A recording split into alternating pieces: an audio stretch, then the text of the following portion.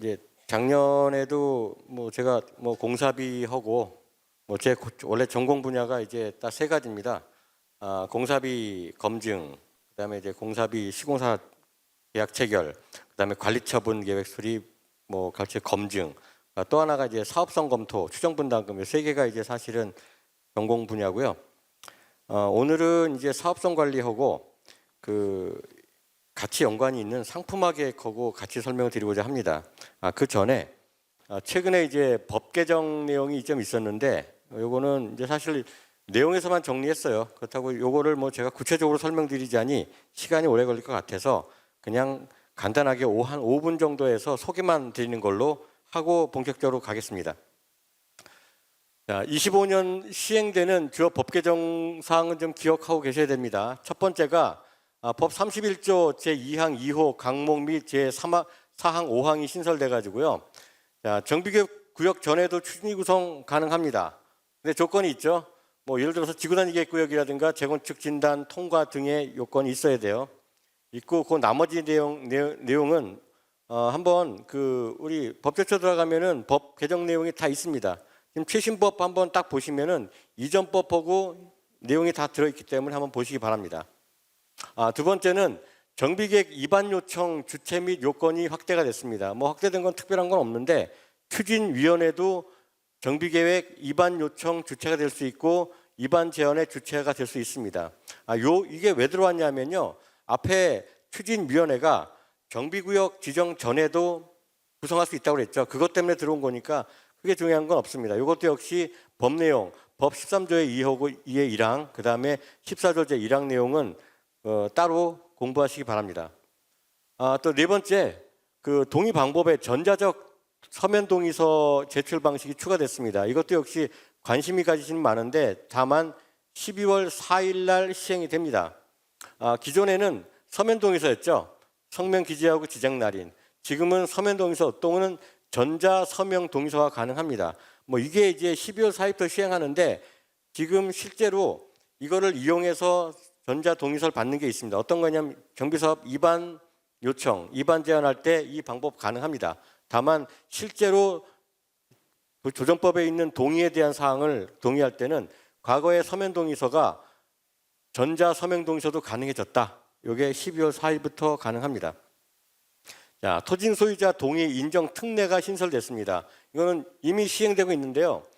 정비계획 입안 요청, 입안 제한 동의, 추진의 동의인데 이 세 가지에 대해서 각각 서로 인정이 된다. 뭐 예를 들어서 추진위원회 동의를 받을 때 정비계획 입안과 입안 제한 동의를 다 같이 받으면 같이 입안 동의한 거랑 동의하고 동일하게 효과를 가집니다. 이것도 역시 이 법 내용을 함께 보시고요. 시행령도 한번 같이 보시기 바랍니다. 또 하나 재건축 진단 완화는 다들 알고 계시죠? 과거에는 안전 진단이었죠. 지금은 재건축 진단으로 바뀌었습니다. 이미 시행되고 있고요. 역시 재건축 진단은 변경됐고 사업 시행 인가 전까지 재건축 진단을 받으면 됩니다.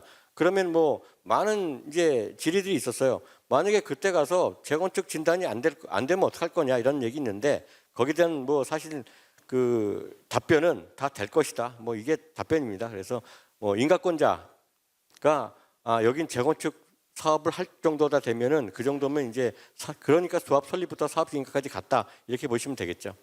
이것도 역시 법 내용 같이 읽어보시면 되고요. 7번째도 역시 재건축 진단 완화에 대한 내용인데 안전진단 실시 의무 사유 확대가 됐습니다. 이것도 역시 뭐 특별한 건 아니고요. 뭐 입안 요청 전 10분의 1 동의로 요청이 가능하고 그 다음에 뭐 정비의 공람이나 정비구역 10분의 1 동의로 요청하고 이런 내용도 있으니까 이것도 읽어보시면 되고 또 우리가 안전진단은 사전조사가 있었죠. 폐지됐습니다. 바로 본진단, 바로 재건축 진단 가능하고요. 그 다음에 정부구역 지정 10년 후까지 사업시행 인가가 안 되면은 예전에는 안전진단 한 번 더 받아야 되는데 이게 사실은 잘못된 조항이죠. 이거 폐지됐습니다. 그래서 한 번 안전진단을 받으면 그러니까 재건축 진단이죠. 그러면 재실시 요건 없습니다. 9번째 재건축에 대한 사항, 재건축 패스트 트랙으로 나온 거고 역시 동의율 조건이 70%, 토지면 70%로 완화됐습니다. 완화됐고 또 참고로 우리가 상가 같은 경우에는 뭐 단지 한 단지에 상가는 한 개 동으로 간주하죠. 그 경우에도 역시 완화가 됐어요. 원래는 동별 요건 2분의 1이죠. 만약에 상가 구분 소유권이 인원수가 증가된 경우에는 3분의 1 동별 요건만 맞추면 되는 걸로 완화가 됐습니다. 패스트 트랙으로 해서. 그다음에 재건축의 경우에 과거에는 재건축 사업의 정의를 보면은 공동주택을 짓거나 또는 오피스텔 질 수 있다 이렇게 돼 있어요. 다만 오피스텔 지려면은 상업지역이나 또는 준주거 지역이 되겠죠. 근데 요 내용을 오피스텔 아예 삭제해 버리고요. 공동주택 외 건축물로 좀 범위를 넓혔습니다. 그래서 이것도 역시 법 내용을 함께 보시면 될 것 같고요. 기존에 우리 단지가 그냥 일반 주거 지역이다. 그럼 해당 사항은 없습니다. 그다음에 총회 의결 방법이 개선됐습니다. 이것도 역시 12월 4일 날 시행되는 건데 온라인 총회 병행해서 개최 가능합니다. 그러니까 이 얘기는 일반 총회를 개최하면서 온라인 총회도 같이 가능하다. 근데 사실 잘 생각해 보면 이게 무슨 효과가 있지? 그럴 거면 온라인 총회를 뭐라 하냐? 그냥 일반 총회로 하지. 이렇게 생각할 수도 있는데 어쨌든 구체적인 사항에 대해서는 시행령하고 이 내용이 나옵니다. 그 다음에 이제 아직 12월 4일이니까 뭐 점차로 구체적인 방법들이 나올 예정이고요. 그리고 전자적 의결권 행사 이건 시행되고 있습니다. 예를 들어서 그전에는 총회 의결권에 대해서는 재난 발생 등에 있어서 전자적 방법으로 의결권이 가능하다고 했는데 지금은 전자적 방법 외에 서면, 대리인 등 의결권 행사가 가능하고요. 이 가능한 조건 하에서 그러니까 예를 들어서 전자적 방법 말고 서면 동의도 받고 다 이런 걸 다 오픈했을 경우 다 병행했을 경우에 전자적 방법이 가능합니다.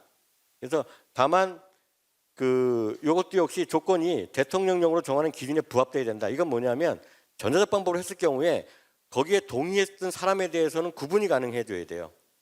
그런 것들을 한번 읽어보시면 되고 또 우리가 여기서 이제 유의미하게 볼 건 뭐냐면 우리가 총회하면 10분의 1 직접 참석회의죠. 그 다음에 중요한 총회는 20% 직접 참석해야 되고 그 다음에 시공 선정에는 50% 참석해야 되죠. 그런데 전자적 방법으로 의결 행사를 한 경우에 직참으로 인정이 가능합니다. 요거 하나가 이제 좀 유의미한 내용이 되겠습니다. 요거는 한번 읽어보시면 될 것 같고요. 그 다음에 이제 11번째는 사업시행인가 통합심의가 확대됐고 12번째 사업시행인가에 따른 인허가 의제가 확대됐습니다. 이것도 한번 읽어보시면 내용을 알 것 같으니까 읽어보시기 바랍니다. 그리고 분양 신청, 분양 공고 기간이 좀 단축됐습니다. 그전에는 120일 이내 분양 신청 통지하도록 돼 있죠. 지금은 90일 이내. 다만 필요한 경우 30일 추가할 수 있습니다. 그래서 일단 한 달을 줄였다 법에서 그렇게 됐고 그리고 이제 우리가 관리처분 검증에 대해서는 과거에는 인가권자, 구청장님이 검증기관 저희 원이죠. 부동산원에 검증을 요청하는 걸로 돼 있는데 법을 개정해서 사업 시행자, 조합이나 뭐 사업 지정개발자 등이 직접 총회가 끝난 다음에 직접 부동산원에 검증을 요청할 수 있다. 이렇게 개정이 됐는데 사실은 의미는 별로 없어요. 법문 개정되는데 왜 의미가 없냐 하면 우리가 총회가 끝나면 곧바로 의사록 빨리 만들어서 뭘 하죠? 인가 신청하면 그만이에요. 그럼 인가권자가 당연히 검증 들어옵니다. 받아서. 시차가 얼마 안 나는 겁니다. 그래서 큰 의미는 없고 차라리 관리처분 검증을 땡기려면 이거 쓰시면 돼요. 이미 제도적으로 부동산원에서는 사전검증 제도를 열어놓고 있어요. 어떤 방법이냐면 분양 신청이 끝난 다음에 사전검증 의뢰가 가능합니다. 그래서 그거 하면은 시간 걸리는 건 분양 신청 자격에 대해서 시간이 오래 걸리거든요. 그래서 그건 미리 보기 때문에 전체적으로 검증 기간과 인가기간을 단축시킬 수 있습니다. 그래서 지금 법 개정된 내용보다는 기존에 있는 사전 검증 제도를 활용하는 게 낫다. 이걸만 기억하시면 되고요. 15번째 재건축은 관계없고요. 재개발 임대주택 인수 가격이 조금 높아졌습니다. 굉장히 고무적인 거죠. 과거에는 공공건설 임대주택 표준건축비를 썼죠. 표준건축비는 여러 개가 있어요. 우리가 임대주택 하면은 이거 씁니다. 공공건설 임대주택. 그거 말고 뭐 예를 들어 개발부담금 관련 표준건축비 따로 있고 또 우리가 일반적으로 부르는 표준건축비라고 부르긴 하지만 사실은 표준건축비가 아닌 게 있습니다. 뭐냐면 기본형 건축비. 분양가 상한제를 할 때 뭐하죠? 토지값 플러스 건축비를 더해서 분양가를 만들죠. 그때 쓰는 건축비, 요거는 기본형 건축비라고 해서 공공건설 임대주택 건축비보다 훨씬 비싸요. 그래서 법 내용에서는 재개발 임대를 할 때 너무 국가가 너무 저렴한 가격에 인수하니까 이건 불평등하다. 그래서 나온 게 기본형 건축비의 80%로 정했습니다. 그 얘기는 원래 표준 건축비는 제곱미터당 117만 3천 원이었어요. 굉장히 싸죠. 기본형 건축비는 제곱미터당 24년 기준에 228만 원, 2배 이상 차이 납니다. 그래서 법 내용은 여기에 80% 하면은 제곱미터당 182만 4천 원. 그러니까 건축비를 상당히 올려서 매각할 수 있습니다. 이런 것들이 이제 좀 고무적인 사항이 됐죠. 재건축은 관계없고 재개발에만 해당됩니다. 간단하게 법 개정 사항을 그냥 훑어봤고요. 훑어본 이유는 말씀드린 것처럼 요거는 제가 구체적으로 설명을 드리자니 시간이 너무 기다릴 것 같아서 요 정도만 설명드려도 돌아가셔서 법 내용만 참고하셔도 충분히 가능합니다. 그래서 내용만 간략하게 설명드렸습니다. 이제 본격적으로 분담금 내용하고 상품화계획 두 가지를 설명드리겠습니다. 우리가 재건축 재개발 사업에서 사업성이라고 한다면은 첫 번째 분담금 얘기하죠. 근데 사업성 얘기하면 두 번째는 사실은 이 사업이 끝나고 나서 이 집이 얼마가 될까까지 포함한 거가 사업성입니다. 단순하게 분담금만 얘기하는 거는 사업성이라고 볼 수가 없어요. 그래서 분담금 얘기와 상품화 얘기를 같이 한번 드리겠습니다. 분담금 얘기는 사실은 작년에도 제가 이 자리에서 설명을 드린 거 있는데 조금 약간 업그레이드한 내용도 있고 좀 복습한다는 내용으로 좀 들으시기 바랍니다. 방금 말씀드린 것처럼 사업성은 두 가지예요. 분담금과 상품성 두 가지입니다. 분담금을 아무리 낮춘다 하더라도 짓고 난 다음에 이 단지 상품성 자체가 너무 돈을 아끼느라고 주변 소문에 저 단지는 가격이 낮다. 그러니까 시세가 낮아지는 거죠. 사업할 이유가 없는 겁니다. 사실은. 그래서 토지등 소유자, 조합원, 그 다음에 투자자 입장으로 보면은 이거예요. 단순하게. 종전가치 혹은 분담금. 원래 제가 갖고 있는 집 돈이 10억이고 그다음 분담금 5억을 낸다. 15억이죠. 새로 제가 입주한 집은 얼마 이상 돼야 돼요? 15억 이상 되고 거기다 그동안 오래 기다리고 금융비용 따지면은 얼마야 돼? 한 17억은 넘어가야죠. 그래야 사업을 하겠죠. 안 그러면 이 사업 할 이유가 없습니다. 그냥 팔고 딴 집 사면 되죠. 그래서 사업성 개념이 분담금만 있는 게 아니고 물론 추진이나 조합, 시행자는 분담금의 상당 부분 목숨을 걸어야죠. 사업을 최대한 효율적으로 하기 위해서 돈을 아껴야 되니까. 그래도 이 조합원 입장을 무시하고 상품을 낮추면 절대 안 되죠. 그래서 품질 중요하다 이 말씀 드리고요. 그러면 일반적으로 분담금은 뭘로 정해져요? 첫 번째 용적률, 그죠? 누구나 알아요, 용적률. 두 번째 일반 분양 가격, 세 번째 정비 사업비 이 세 가지로 정해집니다. 작년에도 말씀드린 것처럼 조합원 분양가가 낮아야 된다, 종전자산이 비싸야 된다 다 필요 없습니다. 그거는 분담금 총액과 전혀 관계 없고요. 분담금은 요 세 가지로 정해진다. 용적률, 일반 분양가격, 공사비 등 정비사업비. 그다음에 참고로 이제 아무래도 이제 재건축 부담금이라는 걸림돌은 있겠죠. 이것도 역시 걸림돌이 됩니다. 그리고 이렇게 정해진 분담금을 가지고 우리가 나눠야겠죠. 조합원별로 너는 얼마, 너는 얼마 나눠야겠죠. 뭘로 나누죠? 요거 종전평가와 분양가로 나누는 거예요. 그래서 얘 둘은 원래부터 분담금 총액을 정하는데 아무 필요가 없는 건지만 꼭 필요한 게 뭐다? 나누기 위해서. 이게 분담금의 원리입니다.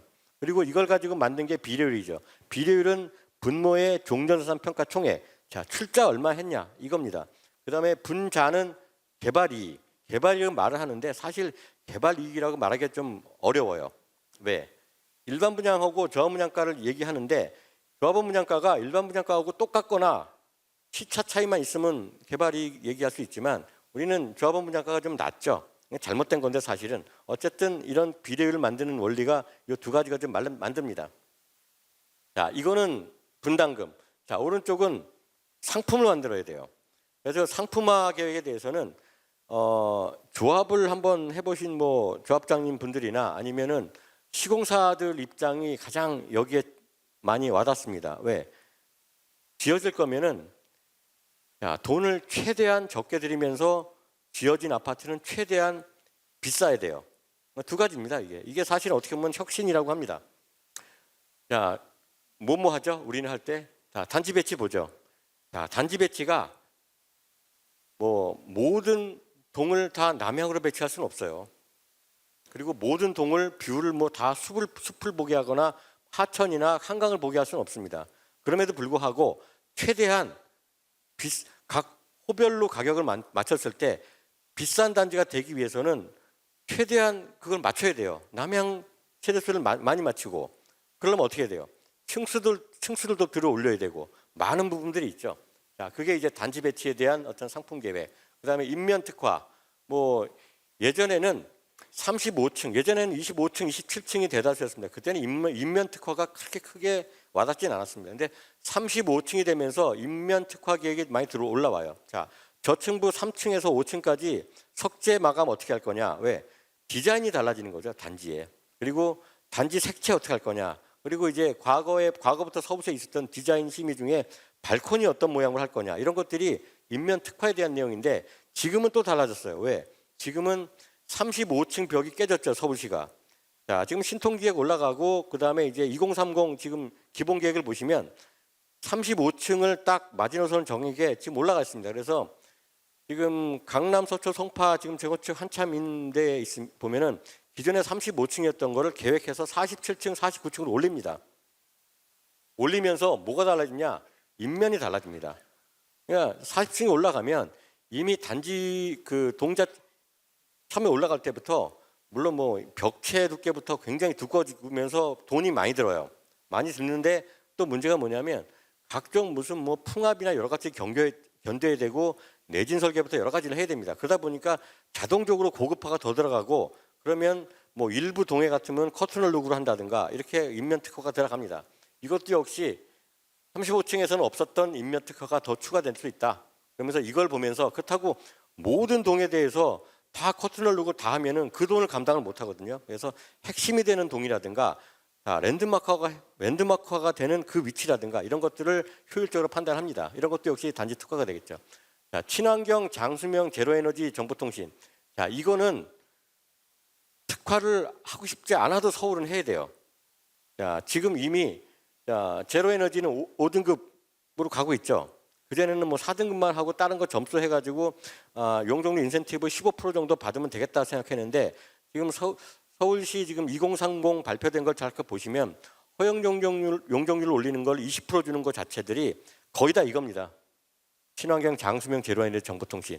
자, 이게 보면은 돈 많이 들어가는 거예요.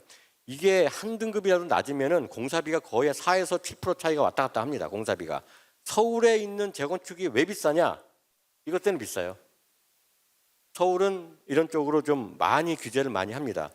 자, 규제한다기보다도 용적률 인센티브 계획에 이게 다 들어가는 겁니다. 지금. 그러면 예를 들어 가지고 용적률 20% 맞추는데 나 이것 좀 공사비 덜 해야 되니까 이걸 좀 낮출 거야라고 하는 순간 용적률이 떨어져요. 그러면 개발이익이 떨어지는 거죠. 자, 이런 문제가 있는데 어쨌든 우리가 긍정적으로 보면은 친환경 장수명 이런 게 있는 단지하고 없는 단지가 또 가치 구분이 되고 있다 이렇게 보시면 됩니다. 그다음에 이제 평면 특과 내부마 뭐 유니트 같으면은 물론 뭐 예전에는 뭐 이게 3베이가 기본적인 상황이었지만 지금은 4베이 가변형 별게 다 나오죠. 그 와중에 더 고민을 많이 해야 되는 게 시력이 방향을 어떻게 할 것이며 그다음에 또 유틸리티 공간 어떻게 여러 가지 고민을 많이 하게 돼요. 지금 이거는 뭐 사업 진행하다 보면은 많이 나오는데 이것도 역시 단지의 가치도 또 판단을 하게 되고 내부 마감 요즘엔 또 내부 마감 이것만 얘기하면 이제 할 얘기가 많은데 다만 이제 결론적으로 얘기하면 너무 과도한 내부 마감은 좀 지양하시고 그 단지에 맞는 효율성을 좀 지켜주셔라. 그러니까 지금 어딘데 가면은 우리가 요즘에 제일 두각되는 아파트 어디죠? 원베일리죠. 원베일리 뭐 거기 가면은 뭐 한 번씩 가보고 재건축이나 재개발 추진 주체들은 한 번씩은 가봐요 항상. 왜?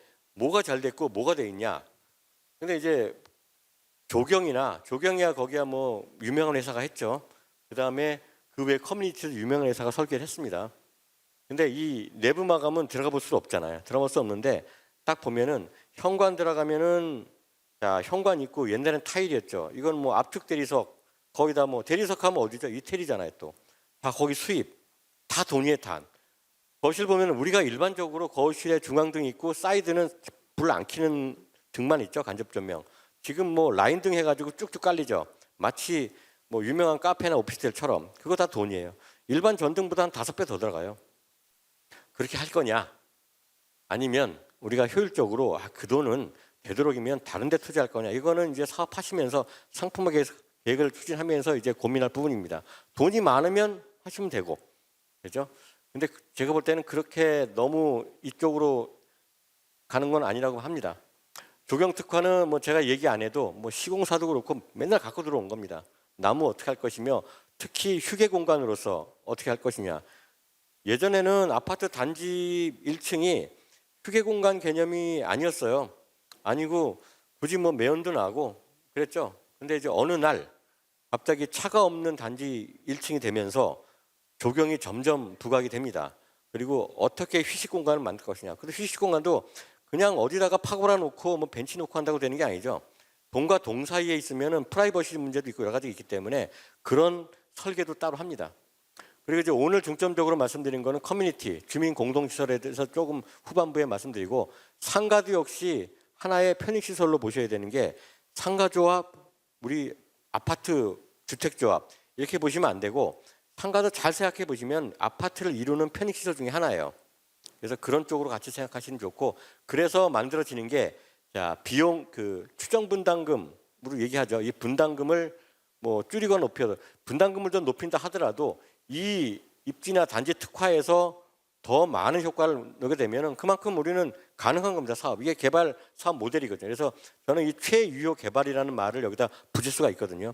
원래 이제 부동산 학에서는 뭐 베스트 유스라고 해가지고 최유효 이용이라고 합니다. 근데 우리는 개발 사업을 하잖아요. 그래서 최유효 개발이라는 타이틀을 붙여봤습니다. 자, 요게 이제 사업성의 전체적 개념이고요. 자, 분담금에 대한 구조도를 한번 볼게요. 이건 개념도 구조도입니다. 이거는 작년에는 아마 뭐 이렇게 집 모양을 하나 해놓고 이렇게 설명을 드렸을 거예요. 물론 다 아시는 분은 있겠지만 복습한다는 의미에서 설명을 좀 드리겠습니다. 자, 건물이 하나가 있습니다. A, B가 뭐 구분 소유를 하고 있어요. 원래는 뭐 구분 소유하면은 위아래 소유를 하겠죠. 근데 좀 간단하게 얘기해서 A, B 토지는 소유자입니다. 토지는 100제곱미터. 당연히 구분 소유를 하고 있습니다. A, B가. 뭐 위에 건물은 따로따로 뭐 벽으로 돼 가지고 뭐 1호, 2호 이렇게 살고 있고. 자, 건물이 오래돼서 새로 짓습니다. 어떻게? 지상 3층으로 짓습니다. 3층으로 짓고 물론 이게 단독주택이라면은 지하 필요 없겠죠. 근데 우리는 아파트 사업에 대입하는 거기 때문에 지하도 계획을 이만큼을 합니다. 뭐 요선에 의한 요선으로 보시기 바랍니다. 요선입니다. 그러면 지상 면적의 한 60%를 지하에 계획합니다. 이게 기본이에요. 아파트는 지상 면적이 100이면 서울은 거기다가 지하는 지상 면적 대비 60%가 지하에 있어요. 이게 만약에 이게 또 좀 잘 사는 동네라고 하면 뭐 물론 뭐 우리 양천도 잘 삽니다. 근데 우리가 맨날 하는 톡이 있잖아요. 강남 서초 가면은 이게 지상 면적이 100이라고 한다면 지하는 거의 80에서 100까지 갑니다. 그러니까 지상 면적하고 지하 면적하고 누가 더 크냐 구분이 안 되는 겁니다. 왜? 주차 대수를 넓힙니다. 훨씬 크게. 주차 폭도 넓히고요. 그리고 그 안에는 커뮤니티 공간을 더 많이 넣습니다. 주민 이용 시설을. 그럼 지하는 점점 더 많아지겠죠. 우리는 사업비를 계산할 때 지하하고 지상이 합해진 면적을 갑니다. 그러면 이 건물, 지상 3층짜리 건물은 지상 250제곱미터가 아니라 전체 연면적은 400제곱미터가 됩니다. 250 플러스 150제곱미터 해서. 자, 이걸 짓는 거예요, 우리는. 그러니까 새롭게 재건축해서 재개발해서 단지를 짓는다. 지상만 보지 마시고 지하까지 해서 같이 짓는다고 하는 개념을 가지고 사업하셔야 됩니다. 자, 그리고 작년에도 말씀드렸지만 재건축 재개발 사업은 어떤 사업이라고 했죠? 제가 민폐 사업입니다. 남한테 민폐를 주는 민폐 사업이라고 정의했습니다. 왜? 자, 제가 여기 살고 있는데 제가 이렇게 3층짜리 지면은 제 북쪽에 살고 있는 이웃집은 기분이 어떨까요? 아주 안 좋죠. 당장 1조를 가리게 돼요. 1조 문제 있고, 또 원래는 A, B가 두 세였는데 3층짜리 지면서 이게 최소한 3세대 이상이 되죠. 그래서 늘어났어요. 가뜩이나 단독주택 주차 공간도 없는데 골목길에 차가 한 대 아니면 2대가 더 늘어납니다. 민폐죠. 그죠? 그리고 자, 행정 기반 시설도 역시 2사람이면 됐던 게 3사람이 될지 6사람이 될지 모르는 거예요. 더 늘어나죠. 민폐죠. 그죠? 그럼 민폐를 없애기 위해서 뭘 해야 돼요? 주변에 기여를 해야 돼요. 기여. 공공기여를 합니다. 그냥 말로 하는 게 아니죠. 땅을 내놓습니다. 한 10제곱미터 내놓는 거예요. 이렇게. 내놓고 이거 가지고 자, 주차장, 주차대수 해가지고 뭐 공공주차장을 만들 수도 있고 공원을 또 기부채는 합니다. 그렇게 놓으면은 자, 이웃 사람들도 오케이 하는 거죠. 자, 이 오케이 하는 거를 인정해주는 제도는 뭐죠? 정비계획이에요. 정비계획과 정비구역 지정이라는 것 자체는 이런 개념으로 들어온 겁니다. 그래서 정비계획과 정비구역이 없으면 이 사업은 못하는 겁니다. 왜? 주변에서 사업하도록 놔두지는 않을 거거든. 어쨌든 이런 사업을 합니다. 근데 땅만 내주면은 손해보잖아요. 우리는 용적률 체계에서 내준 땅에 대해서 위로 올려줍니다. 그래서 자, 용적률 200%라고 한다면 10제곱미터 내놓으면은 20제곱미터를 더 질수록 만들어줍니다. 요거에 형평성이 있죠. 그래서 땅을 내준다 하더라도 기분이 덜 나쁘고 또 사업성 입장에서 손해 안 보고 이런 게 재개발 재건축 사업입니다. 자, 어쨌든 이 집을 짓기 위해서 들어가는 돈은 계산해 봤고 그 다음에 또 건축업자한테 물어봤더니 12억 원을 달라고 합니다. 한 평당 한 1,000만 원 정도 될 거예요. 평으로 따지면 12억 원이라는 돈을 A, B는 부담을 해야 돼요. 이게 뭐라고 그랬죠? 작년에 분담금입니다. 분담금. 그래서 분담금은 사업비하고 이퀄 관계입니다. 똑같아요. 자, 그래서 12억이라는 분담금을 A, B가 내고 이 3층짜리 건물을 가져가면 돼요. 끝난 거예요, 이 사업은. 근데 여기서 그치지 않고 돈이 너무 많이 드니까 일부를 남한테 팔기로 합니다. 뭐죠? 이게 일반 분양. 얼마에 파냐? 인근 부동산 중개업소 사장님한테 물어봤더니 8억 원에 팔 수 있다고 합니다. 8억 원. 자, 그러면 A, B가 요 85제곱미터 2개를 입주하는데 드는 돈은 합해서 얼마죠? 얼마일까요? 12억 빼기 8억 하면 돼요. 4억이면은 A, B는 들어갑니다. 만약에 야 서로 n분의 1로 하자 그러면 2억씩 내고 들어가는 되는 거예요. 이게. 그죠? 어쨌든 4억이에요. A, B가 내는 돈은. 그런데 갑자기 공사비가 12억이 아니라 15억이 됐다고 칩시다. 3억이 늘어났죠. 그러면 A, B가 부담해야 되는 게 좀 전까지 4억이었는데 얼마가 될까요? 7억이 되죠. 갑자기. 공사비 오르니까 바로 분담금이 확 오른 겁니다. 근데 또 12억, 3억 됐는데 만약에 8억에서 이게 만약에 18억이 됐어요. 갑자기 올랐습니다. 18억이. 얘는 3억 올랐는데 얘는 10억 올랐어. 그럼 어떻게 될까요? 10억, 그럼 15억이죠. 18억 됐죠. 3억 돌려받는 거예요. 이게 사업의 원리예요. 여기서 중요한 거는 결국 분담금은 뭐다? 사업비랑 일반 분양세 이 두 개 가지고 결정해요. 용적률이 확정된 경우에 만약에 용적률이 더 높아졌다 그러면은 자, 평당 사업비 들어가는 것보다는 분양가가 더 세겠죠. 그러면 분담금이 내려갈 거예요. 그래서 분담금을 결정짓는 요소는 1번 용적률, 2번 정비사업비, 3번 일반 분양 수입 이렇게 3개입니다. 그리고 A, B가 들어가는 이 2개, 이 2개의 가격은 얼마일까? 이 가격은 뭐라고 그랬죠? 조합원 분양가. 근데 A, B가 알 필요가 있어요? 어차피 낼 거 4억이에요. 4억이 가위바위보에서 누가 1억 더 내고 1억 덜 내고 할 수 있는 거고 둘이 정하면 돼요. 근데 둘이 정했어요. 그러고 아침에 일어나서 이게 이제 2개 하니까 만약에 이제 한 85제곱미터니까 한 26평 정도 돼요. 분양 면적으로. 자, 26평 평당 1억씩 하자. 그럼 26억. 26억, 26억. 조합 분양가 26억씩 가능합니다. 그리고 생각해 보니까 기분도 꿀꿀한데 평당 10억씩 하자. 얘기할 수 있어요. 조합 분양가를. 260억, 260억. 자, 이런다 하더라도 A, B가 내는 돈이 달라질까요? A, B 내는 돈은 4억이에요, 어차피. 돌고 돌아서 조합 분양가를 백날 높이거나 백날 낮춰도 내는 돈은 4억이에요. 이게 정비 사업의 원리입니다. 관리처분 방식에. 이거를 벗어나진 않아요. 그래서 조합 분양가는 분담금을 움직이는 요소가 아니다. 그런데도 불구하고 우리는 얘기할 때 조합원 분양가 얘기하고 종전산 평가 얘기를 합니다. 왜 할까요? 문제는 A, B한테 있습니다. A하고 B가 A는 70제곱미터 갖고 B는 80제곱미터를 갖고 있어요. 갖고 있는데 이게 집 방향이 얘는 남향이고 얘는 북향이야. 이럴 수 있고 아니면 반대로 A는 면적이 더 작지만 얘는 남향이고 얘는 북향일 수도 있어요. 집을 이렇게 반대로 딱 갈랐을 때.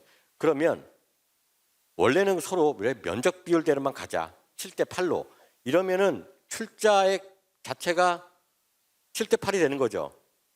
근데 동의할까요? 면적에 A 같으면 무슨 소리야? 우리 집이 A, 남향인데 그렇게는 못해. 라고 하면 둘이 싸움만 나잖아요. 이 싸움을 해결할 방법이 뭐가 있을까요? 감정평가. 감정평가를 통해서 지분을 몇 대 몇을 정합니다. 그래서 감정평가 필요한 거예요. 이게 없으면은 둘은 싸움만 하고 누가 더 많이 사업비를 내야 될 거를 결정하지 못하죠. 그래서 종전산 평가는 뭐다? 출자 비율을 정하기 위한 게 종전산 평가입니다. 그리고 그 다음에 분양가 있죠. 자, A는 2층으로 갔어요. B는 1층으로 가고 1층하고 2층은 누가 더 비쌀까요? 당연히 2층이 비싸겠죠. 얼마큼 비쌀까? 모르죠.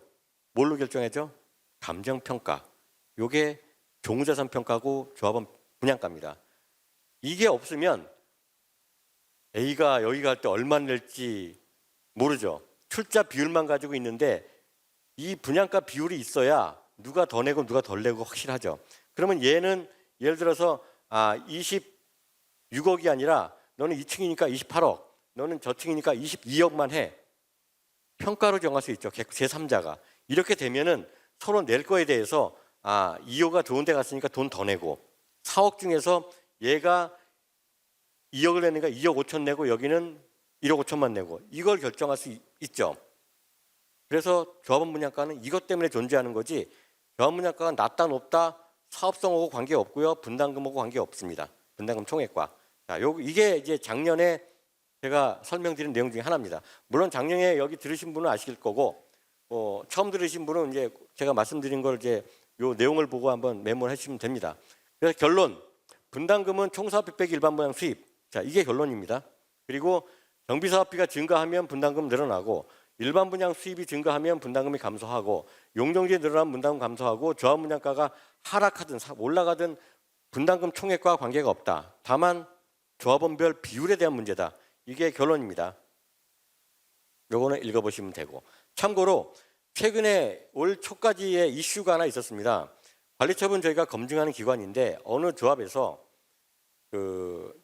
조합원 중에 두 채를 분양받는 분이 계셨어요. 근데 다른 조합원이 볼 때 다른 사람도 한 채 받는데 두 채를 받는다. 물론 두 채 받는 조건이 있겠죠. 종전에 가진 주택의 전용 면적이 두 채 범위를 넘어간 거예요. 큰 집을 소유한 분이죠. 근데 조합에서는 조합 총회를 통해서 한 채는 일반 분양가로 가져가도록 했어요. 부분에 대해서. 자, 이게 검증에 들어와서 우리는 어떻게 할까요? 이거는 부적정. 왜? 우리 법에 뭐라고 되어 있냐면 조합원 분양가, 종자산 평가는 이렇게 되어 있습니다. 감정평가사가 평가한 금액의 산술 평균으로 한다. 강행으로 되어 있어요. 강행. 할 수 있다도 아니에요. 한다예요. 법 위반이죠. 조합원이 분양받는 거는 무조건 평가 금액으로 해야 되는 겁니다. 왜? 객관성이 필요한 거지 이걸 조합에서 총회 정관으로 정할 수 없습니다. 조합 분양가는. 자, 그건 꼭 기억하시기 바랍니다. 이 사례 내용.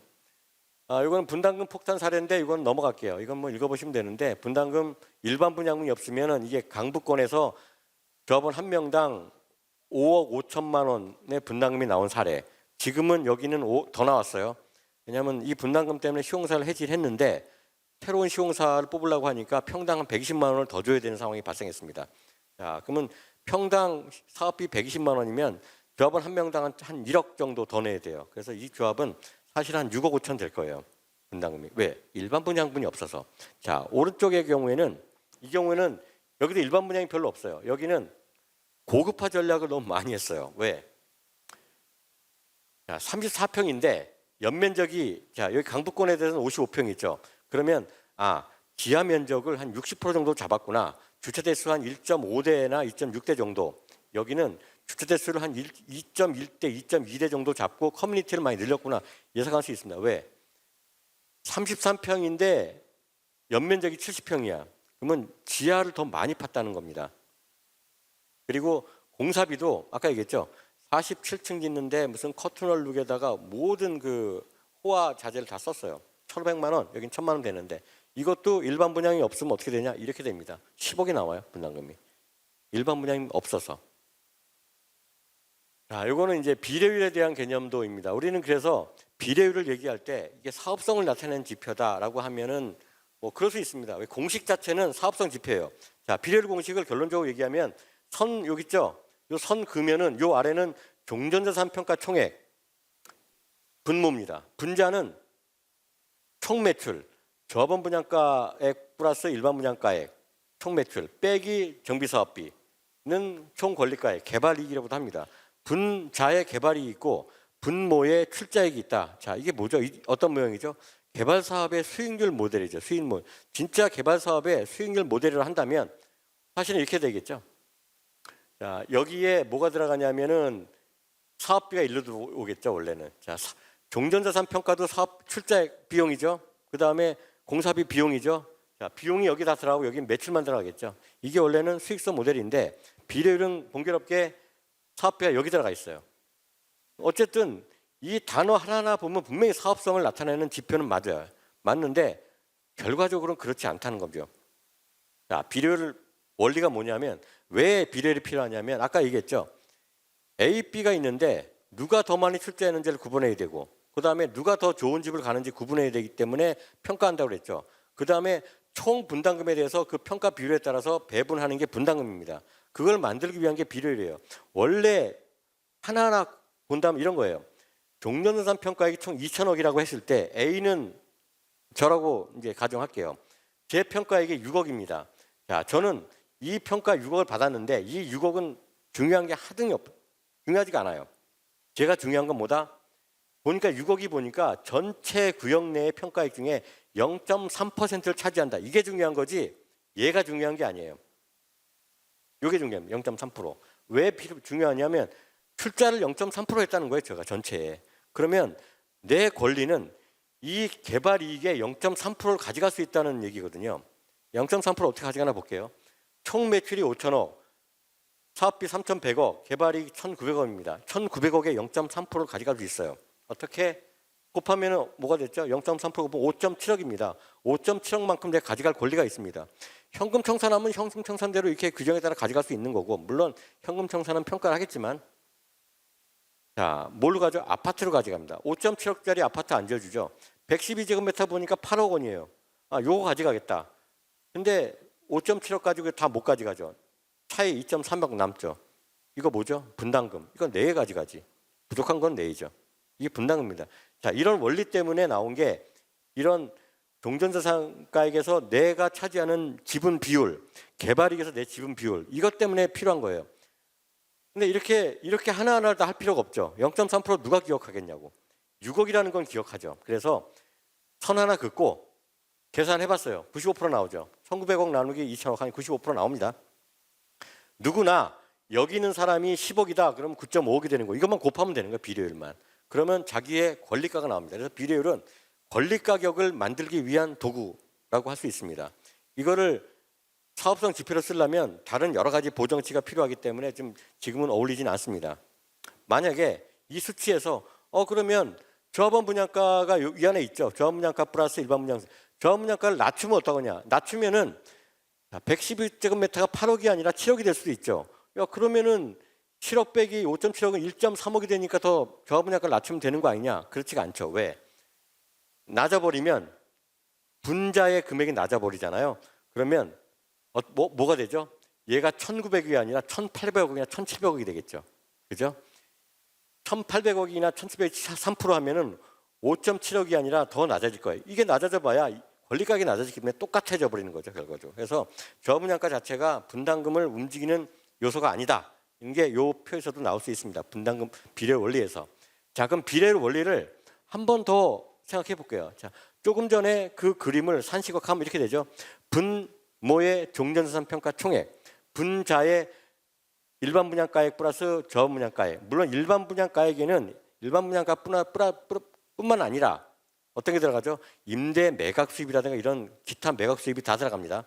이렇게 되는데 여기서 아까 말씀드렸죠. 분담금을 결정하는 거는 예와 예입니다. 일반 분양가액 플러스 하고 총사업 이 두 가지로 조합원 총 분담금은 결정이 돼요. 아까 그건 말씀드렸어요. 분담금은 총사업비 빼기 일반 분양 수입으로 말씀드렸습니다. 자, 그러면 다시 배치를 다시 해봤어요. 얘를 일반 분양 수입을 뒤로 보냅니다. 뒤로 보내면 어떻게 돼요? 조합원 분양가액 빼기 총사업비 플러스 일반 분양가액이 되죠. 여기에 가로를 딱 치면은 요 부호가 달라집니다. 왜? 마이너스로 바뀌어요. 비례율 공식은 이렇게 바뀌었습니다. 조합원 분양가액 빼기 가로치고 총사업비 빼기 일반 분양가액 가로 닫고 이걸 종전자산 평가총액 나눈 게 자 똑같죠? 위랑 아래랑 비례율 다른 게 없죠? 자 아까 얘기했죠. 총사업비 빼기 일반 분양가액은 뭐라고 그랬죠? 분담금 총액이라고 했습니다. 얘를 이렇게 바꾸면 돼요. 분담금 총액. 자 그럼 비례율 공식이 달라졌어요. 어떻게? 조합원 분양가액 빼기 분담금 총액 나누기 종전자산 평가 총액 이렇게 만들 수 있죠. 얘하고 얘하고 같은 거예요. 이 얘기는 조합원 분양가를 백날 올리든 내리든 종전자산 평가를 백날 내리든 올리든 이거는 고정값이라는 겁니다. 이미. 이거를 반드시 아셔야 조합원 분양가를 야 우리 조합원 분양가를 내려야 되네 말아야 되네 조합원들은 조합원 분양가를 내려야 이득이 된다니까 내려야 된다 이런 말씀 하실 필요가 없고 하셔도 안 되고 왜? 조합원 분양가는 누가 결정한다고 했어요? 감정평가 결과가 나오기 때문에 그래서 아무리 감정평가 결과가 나온다 하더라도 조합 전체가 압박을 주면은 객관적으로 평가하는 분들도 비율만 맞추지 내립니다. 조합원 분양가를. 내리면 어떻게 돼요? 비율 떨어지죠. 뭐 비율 떨어졌다고 해가지고 분담금이 줄어들진 않아요. 그렇지만 다른 문제가 생겨버려요. 그러면 아까 AB가 있었죠. AB가 누가 더 많이 낼 거냐 하는데 분양가를 일률적으로 내려버리면 누군가가 더 많이 내야 되고 누군가 덜 내게 됩니다. 이 고정되어 있는 분담금 총액 속에서. 그래서 조합원 분양가는 건드는 거 아니고 최소한 어떤 얘기를 해주냐 하면은 시세나 일반 분양가에 근접하도록 객관적으로 평가해라. 이게 정답이에요. 자, 뭐 이런 것들은 이제 꼭 기억하시기 바라고요. 요게 이제 핵심입니다. 그 다음에 이제 요걸 하나씩 대입을 하는 게 뭐다? 추정 분담금을 만든 겁니다. 앞에까지는 중요한 비례율의 개념과 분담금의 개념을 설명드렸고, 그건 꼭 기억하셔야 돼요. 분담금이 뭐다라는 건 기억하셔야 되고, 이제 한번 대입해 볼게요. 자, 사업 대상지, 재건축 대상지예요. 요거는 여기는 신동 아파트, 여기는 대림 2차, 여기는 현대 아파트, 여기는 대림 1차입니다. 잘 알죠? 여기는 이편한 세상. 잘 알죠? 왜 잘 아냐면 제가 사는 집입니다. 여기는 응봉교가 있고요. 요건 중랑천 하구고 여기는 철새 보호구역이라서 여기는 낚시나 이런 거 못 하는 데예요. 여기는 이제 한강이죠. 여기는 한강이죠. 자, 여기에서 여기 재건축 실제 여기 신통기에 동의서 받고 있어요. 안전인단 끝나고 받고 있는데 여기에서 만약에 종전자산 평가를 한다면 뭐가 중요할까요? 이 단지는. 자, 이 단지는 독특하게 남향도 있고 동향도 있어요. 자, 남향 쪽은 이제 요게 남향이에요. 남향이면은 자, 중랑천 하구를 바라보겠죠. 그다음에 여기는 서울숲을 바라보겠죠. 그리고 저 꼭대기 집은 저 멀리 한강을 바라볼 겁니다.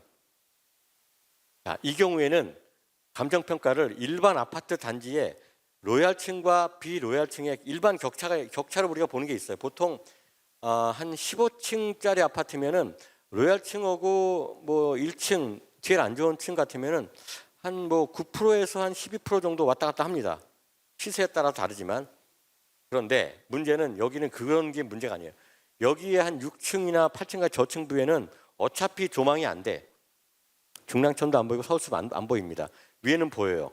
그러면 이 편차 자체가 달라지는 겁니다. 사례를 끌고 올 때 또 여기에는 사례를 쓰자니 지금 이제 서울 여기는 재건축 단지면 거의 매물이 안 나와요. 작년에 딱 한 채 거래됐더라고. 거의 거래가 없고 매물 자체가 없습니다. 실거래가 없으니까 판단도 어려워요. 그러면 평가사들은 자, 이런 조망과 이런 그 편차 있는 데를 다 그 사례를 갖고 와서 검토를 합니다. 그래서 적정 편차를 냅니다. 자, 위에가 여기는 뭐 예를 들어서 뭐 한강이다 아니면 중랑천이다 아니면 서울시 조망이다 그러면 요 정도고 여기는 한 15% 차이 나겠다 이런 결정을 합니다. 이 감정평가사가 할 일이에요. 이게 만약에 흐트러진다 보면 일반 아파트 격차를 갖고 오면 어떻게 되겠죠? 여기는 자, 예를 들어 가지고 이거 20억이고 이게 만약에 그 18억이에요. 18억인데 그러니까 우리가 이제 그 일반 아파트의 경우에는 그 정도 난다고 쳤을 때 이 정도 해버리면은 무슨 문제가 생기냐면 여기가 과다 비중이 올라가 버린 거예요. 18억하고 여기를 24억을 한다고 하면은 얘는 똑같죠. 얘는 늘어났어요. 얘는 기분 좋은데 여기서 반발하죠. 아니 어차피 당신 18억 해줬으니까 문제 없지 않느냐. 큰 문제가 있는 겁니다. 아까 그랬죠. 종전산 평가에 18억이 중요한 게 아니라 뭐가 중요했죠? 전체에서 내가 몇 프로에 해당하느냐 이게 중요한 겁니다. 그러면 잘 그 격차를 따져가지고 로얄층과 비로얄층에 대해서 거래 사례라든가 다른 아파트의 유사 사례를 가져와서 평가를 하게 되겠죠. 그럼 뭐 이거를 뭐 12% 하겠다, 15% 하겠다 이게 중요한 겁니다. 이게 굉장히 평가에 중요한 거고 또 여긴 조망이 있기 때문에 그런 거예요. 또 향층 남향보다는 동향이 더 나쁘겠죠. 그런 일반적인 격차를 다 집어넣습니다. 그런 이제 전문 용어들이 있습니다. 자, 그다음에 재개발은 어떨까요? 재개발 같은 경우에 자, 요게 이제 뭐 왕복 2차선에 인도가 있는 도로다. 그러면 중로라고 해요, 중로. 뭐 소로죠, 소로. 소로, 중로, 광대로. 그보다 낮은 건 세로라고 합니다. 그 도로 전면에 따라 토지 가격은 어마어마하게 차이가 나요. 편차에. 또 어떤 차이가 있냐면 땅 모양이 그 길게 사각형의 긴 뭐 장방형이다, 이런 거 세장형이다, 아니면 딱 네모형이다. 여기에 따라서 가격 차이가 납니다. 부정형 같으면 가격이 많이 떨어지겠죠. 자, 그런 걸 보고요. 그다음에 여기는 하필이면 도로변에 용도지역도 3정 1번 지구고 안쪽에는 도로를 보니까 도로는 그냥 골목길 옛날 골목길이면 2m도 안 됐어요. 2m. 거기에 집이 있어요. 여기는 2종 일반 주거. 다르죠. 아무리 면적이 가운데가 넓다 하더라도 차이가 많이 있습니다. 이용 상황도 볼게요. 이용 상황은 여기는 주상복합으로 4층짜리를 짓고 있어요. 여기는 그래봐야 단독 2층. 다르죠. 그리고 여기 또 다세대. 여기는 단독. 다릅니다. 실제 실거래에서도 이런 것들이 다 나타나기 때문에 실거래를 기반으로 해서 각각의 격차를 만듭니다. 위치, 용도, 이용 상황에 따라서 가치가 다르기 때문에 격차를 토지에서 만들고 건물 역시 잔존가치 전에 집 구조도 봐야죠. 이게 철근 콘크리트다 아니면 경량 철골이다 아니면 뭐 연화조다 이런 거에 따라서 잔존가치율이 다릅니다. 이런 것도 구조 용도에 따라서 평가를 합니다. 그래서 이 격차를 만드는데 이것도 중요하죠. 그래서 보통 우리가 그 추정분담금 심의를 들어가면 중점적으로 보는 게 야, 여기 이 안에 다세대하고 다가구가 편차가 너무 적게 나는 거 아니냐. 유사지역 실거래가 어떻게 되냐. 이런 걸 점검을 하게 되죠. 이게 객관적으로 증명이 돼야 됩니다. 이게 평가의 기법이죠. 그래서 만드는데 유의할 점은 역시 종전자산 평가도 아까 분모에 있으니까 종전자산 평가가 낮게 나오면 비례율은 높아지는 착각이 들어요. 그렇다고 일부러 종전자산을 낮게 하려고 노력할 필요는 없습니다. 예전에 이런 노력이 많았거든요. 쓸데없는 노력이 해서는 안 됩니다. 왜냐하면 역시 비율에 대한 문제이긴 하지만 시장 가치하고 근접할 때, 실거래가 근접할 때 가장 합리적인 가격이 나옵니다. 자, 그 다음에 이제 이건 조감도예요. 조감도 역시 제가 사는 집의 조감도입니다. 걱정이 좀 되죠? 보니까 이게 46층으로 계획이 됐는데 좀 걱정이 돼요. 왜? 반짝반짝 하잖아요. 이게 커튼홀 룩이라고 해요. 보통 오피스 빌딩 지면은 뭐 유리로 마감되어 있잖아요. 깨지지도 않아요. 비싸요, 그거. 근데 아파트를 그렇게 마감을 할 수가 없어요. 아파트는 그렇게 하면 소음 문제나 여러 가지 문제가 있기 때문에 병마감대로 다 한 다음에 거기다 그것도 덧붙입니다. 얼마나 비싸겠어요. 이렇게 됩니다. 이 순간 이 아파트는 뭐 예를 들어 골조랑도 많이 들어가고 거기에 걸맞는 외관 특허가 들어간 겁니다. 그러면 공사비가 못해도 한 20%더 올라갑니다. 당연히. 어쨌든 이렇게 집니다. 이게 짓는데 문제는 그 전에 제가 사는 집은 제가 살던 집은 16층짜리 용적률 한 210%짜리였어요. 용적률 210%면 사업성 없죠. 사실은 없지만 그래도 지금은 집값이 워낙 받쳐줘서 사업성이 나옵니다. 어디나. 근데 46층으로 용적률 한 320% 정도. 왜 현황 용적률 인정하는 걸로 해서 한 320 정도로 이제 계획을 했습니다. 신통기획에 이제 협의 중인데 46층이 돼 버렸어요. 자, 그러면 더 고민을 해야 돼요. 왜? 이미 이 정도 되면은 이미 한강 조망부터 들어가요. 다. 그러면 이미 조망권, 요즘에 한강 조망 때문에 가격이 엄청나게 널뛰기를 하죠. 실제 실거래도 많이 차이가 있습니다. 그러면 이 격차를 어떻게 할 거냐? 더 많은 고민합니다. 평가사들은. 그러면 실제 사례가 뭐 있죠? 자, 이 약간 한강 조망이 있으면서 40층 높은 게 바로 한강변에 이제 트리마자가 있을 것이고, 그다음에 갤러리아 포레, 또 아크로, 그다음에 첼리투스. 그중에 재건축 단지는 첼리투스밖에 없지만 어쨌든 그런 단지들 가지고 실거래를 조정합니다. 격차를 보죠. 향과. 그래서 평가사들은 층, 향, 조망, 그다음에 특히 한강 조망 등에 대해서는 가치 차등을 많이 합니다. 중요한 건 뭐다? 여기서 자, 조합원 분양가를 결정하는 게 종무자산 평가인데 여기 대해서 일반 분양가에 무슨 80% 하겠다, 85% 하겠다 이 얘기는 할 필요가 없는 게 해서는 안 되는 거고요. 추정할 때 이 정도로 평가 나올 것이다 추정 가능해요. 하지만 실제 평가할 때는 그렇게 해서는 안 되고요. 실제 실거래 사례를 갖고 와서 시세랑 유사하게 만들어냅니다. 그럼 어떻게 되죠? 시세랑 유사하면 시세대로 팔리진 않죠. 왜? 시세를 가지고 있는 거는 신축 아파트가 여기가 만약에 신축이 된 아파트라고 한다면 이미 성숙된 아파트를 얘기합니다. 그 얘기는 입주 갓 하자마자 한 아파트하고 다르죠. 훨씬 비싸요. 성숙한 아파트가. 그래서 일반 분양가가 그런 원리로 계산합니다. 그보다는 일부 한 4, 5% 낮게. 근데 일반 분양가는 조합원 분양보다 한 1년 반 후에 분양되네. 그럼 시차 정도 적용해서 그 정도로 해서 평가를 해서 만들어냅니다.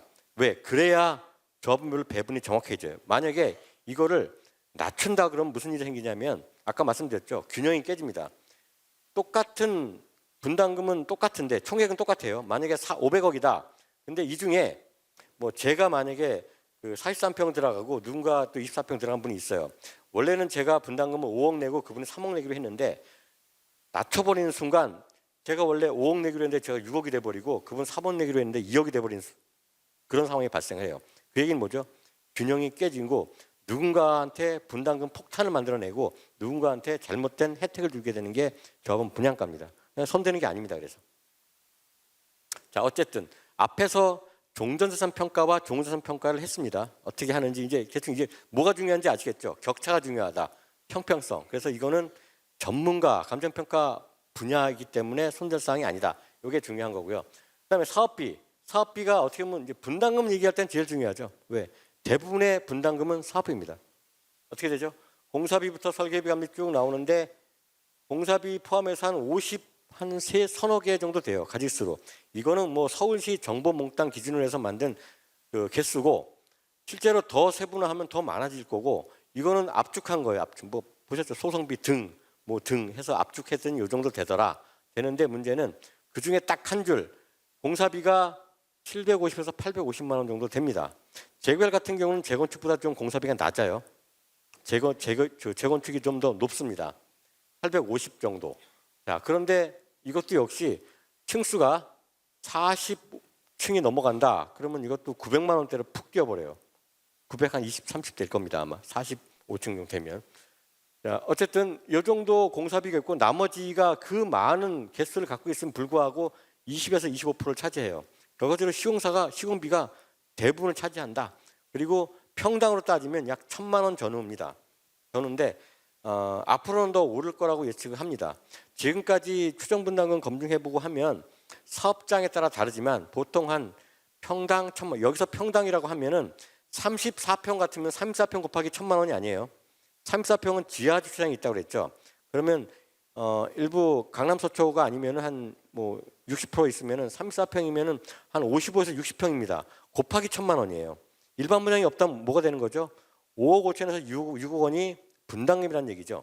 일반 분양이 없다면. 자, 얘기가 이제 나오는데, 자, 어쨌든 이 사업비를 만들 때 중요한 게 뭐냐면 사업 종료까지 예상되는 금액을 반영합니다. 물론 도급공사비 자체가 사업 종료까지 만들기는 어렵지만 상당히 예비비에서 끌어내죠. 설계비 같으면은 평당 5만 5천 원, 5만 원 정도면 입찰 가능합니다. 그런데도 불구하고 우리는 사업비를 낼 때 평당 8만 원, 9만 원을 넣어요. 왜 그렇죠? 설계 변경할 거니까. 그다음에 뭐 여러 가지 도시계획이나 이런 것도 설계 변경을 전제로 한다면 당연히 원래 5만 원이면 계약할 거를 8만 원 집어넣는 거에 맞습니다. 여기서는 왜? 이거는 계약서에 있는 금액을 이기하는 게 아니고요. 사업 종료 시까지 들 것이 예측되는 금액을 넣는 겁니다. 그래서 완성 예측 금액을 넣는다. 이게 중요합니다. 또 하나 이제 우리가 공사비가 많이 들어간데 그다음에 기타 사업비 많이 들어가는 거 보면 이런 경우가 있어요. 과도한 단지 마감 특화. 자, 사람의 욕심은 끝이 없죠. 우리가 새 집은 보러 가는 게 아닙니다. 보러 가면 사고 싶죠. 돈이 아무리 들어도 사고자 합니다. 근데 점점 계속 새 집만 보러 다니다가는 얼마 들지 몰라요. 아까 분담금 폭탄 얘기했죠. 10억이 넘게 들어가는 분담금 폭탄. 그렇게 될 수도 있어요. 그게 과연 효과적이냐? 그 지역에서 10억의 분담금을 넣었더니 같이 올라가는 게 20억이 올라가더라, 15억이 올라가더라. 그럼 가능해요. 그렇지 않다 그러면 고민을 좀 하셔야 됩니다. 자, 과도한 마감 특화를 좀 지양했으면 좋겠다. 좀 합리적으로 했으면 좋겠다는 게 이제 여기 사업비를 만들 때 유의사항이고, 참고로 평당 10만 원이 올라가잖아요. 사업비가. 그러면 조합원 한 명당 700에서 1000만 원이 올라갑니다. 분담금이. 보통 요거는 뭐 일반적인 사항이니까 이건 꼭 기억해 주시기 바랍니다. 자, 참고로 이게 정보몽땅에서 볼 수 있는 사업비 항목들인데 이건 뭐 그냥 설명을 생략할게요. 내용이 많고. 그다음에 참고로 또 요즘에 공사비가 어떻게 되냐 한번 보겠습니다. 작년 초까지만 해도 700만 원 후반대였던 게 어느 날 800만 원 중반이 됐습니다. 그래서 신문 보도를 보셨구나. 24년도 재건축 그 시공사 선정 공사비가 850만 원을 초과했다. 얘기 들으신 적 있죠? 800만 원 그 전에 초과했고. 그러다가 자, 여기 신반포 2차 950만 원, 49층이죠. 잠실 우성 1, 2, 3차가 정말 알짜배기 단지죠. 이거는 뭐 우리나라에서 입지적으로 이만한 데가 없죠. 뭐 예를 들어서 송파 쪽에는 자, 아시아 선출콘 아파트 뭐 베스트 1으로 치죠. 입지를 따지면 그 옆에 있는 거예요. 근데 920만 원. 여기는 안타깝게도 807만 원부터 예가를 했다가 시공사가 안 들어와서 이렇게 된 겁니다. 지금 아마 시공사 선정 추진 중입니다. 자, 여기 뭐 도곡 개포안시는 여기가 35층짜리인데 918만 원인데 여기는 설계 변경을 전제로 했을 겁니다. 40층 이상으로. 잠실 우성 4차가 807만 원이었다가 47층으로 설계 변경하면서 921만 원으로 지금 바꿉니다. 그래서 사업비는 공사비는 이렇게 많이 늘어나고 있다. 그리고 앞으로 공사비가 어떻게 될 거냐 궁금하기도 한데 내려가지는 않을 것 같습니다. 어쨌든 이런 방법으로 사업비 산출을 합니다. 산출을 하고 우리는 이제 앞에서 종전자산 평가를 어떻게 하는지 알았죠. 그다음에 종자산 평가, 조합원 분양가하고 일반 분양가도 일반 분양가는 참고로 분양 가능한 최대한의 시세를 집어넣는 게 분양가 원칙입니다. 평가액을 넣는 게 아니에요. 일반 분양가는. 자, 이제 총괄표를 만들어 보면 이렇게 됩니다. 이 약식이에요. 실제 총괄표는 훨씬 더 복잡합니다. 맨 위에 매출, 일반 분양, 조합원 분양, 일반 분양 상가, 조합원 분양 상가 이렇게 돼 있죠. 그리고 정비사업비, 공사비부터 쭉 들어갑니다. 이것도 약식입니다. 있고 그 다음에 총 매출 빼기 정비사업비는 개발이익이 나오고 그리고 종전자산가액 평가액이 있으면은 이것도 여기 기입하면요. 요 두 개 비율이 비례율로 나옵니다. 그 다음에 분담금은 어떻게 정할까? 분담금 총액은 뭘로 계산할까? 저 위에 매출에서 조합원 분양 필요 없습니다. 상가 조합원 필요 없어요. 일반 분양 주택하고 일반 분양 상가만 갖고 오면 돼요. 이 두 개하고 이 정비사업 총액 차이를 여기다 집어넣으면 분담금 총액이 나옵니다. 그래서 이미 분담금 총액은 결정되는 상황에서 이 비례율과 종전자산 통해서 조합원한테 분담금을 배분하는 역할을 하는 게 관리처분 중에 하나입니다. 그다음에 요건 한번 읽어보시면 되고, 자, 그럼 다 끝난 거예요, 사실은. 분담금을 정하는 건. 자, 비례율 나왔죠. 그다음에 종전자산 평가를 했다는 건 조합원별로 평가액이 다 나왔다는 거죠. 비례율 곱하기 종전자산 평가 한 사람 한 사람이면 그 사람의 권리가가 나옵니다. 권리가가 뭐냐고 하면 아까 그림에서 본 것처럼 조합원 한 명당 개발이익이에요.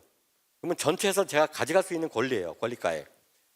그러면 예를 들어서 조합원이 한 명이 자, 종전자산 평가가 11억 5,500만 원이다. 비례율이 92%다. 곱하면은 10억 6,600이 됩니다. 이게 권리가예요. 이만큼을 아파트로 가져갈 수 있습니다.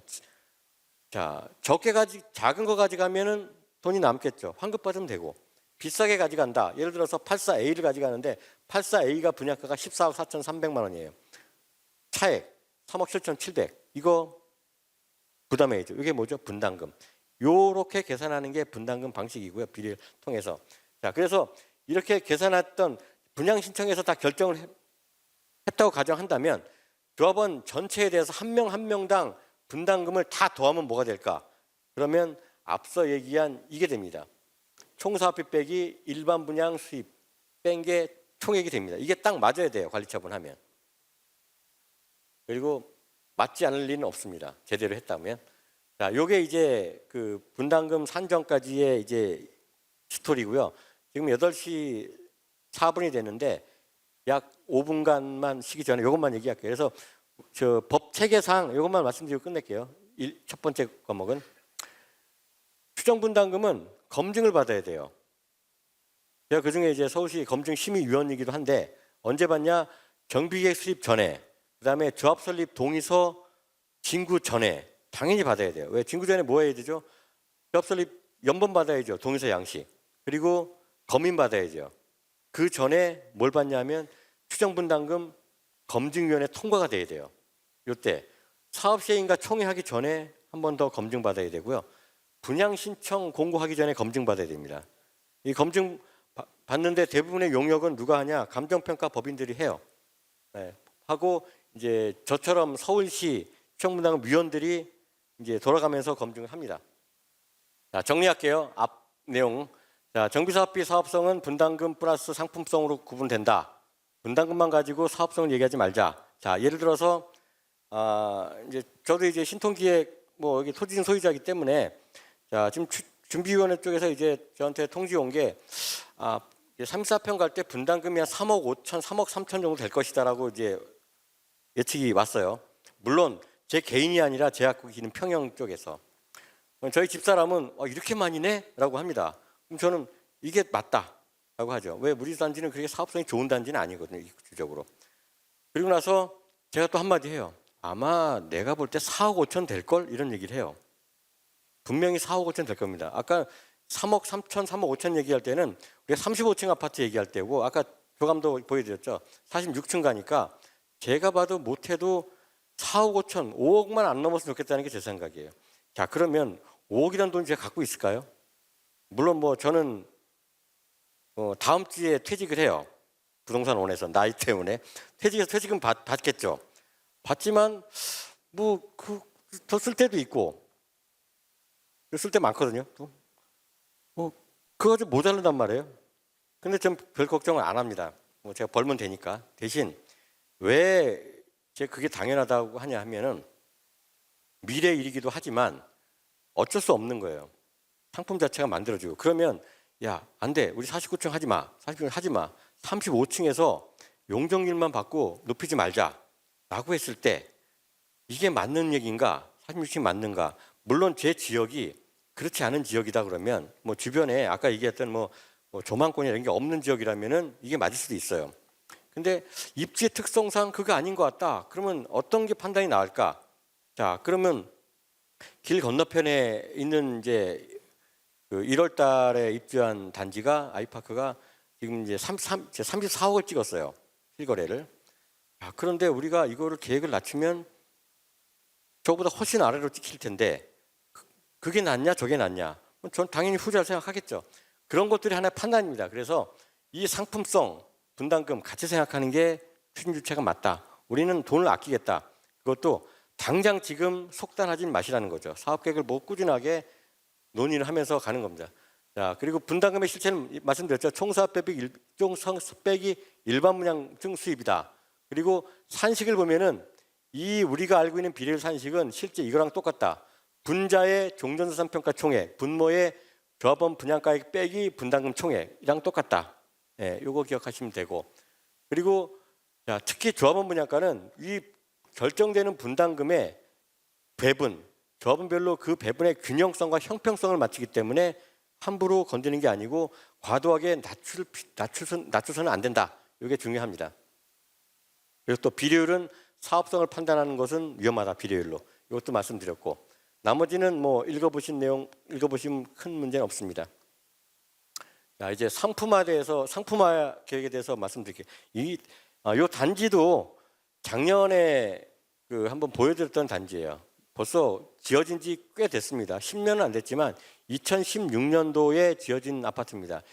이때 당시에 같은 시기에 지어진 아파트 중에서 정말 비싼 아파트가 있어요. 아크로비오파크.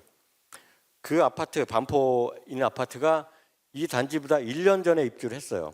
그래도 지금 뭐 가격대로서는 뭐 탑그룹이죠, 반포에. 어쨌든 여기는 거기보다 입지가 좋지는 않습니다. 왜? 여기는 강동구거든요.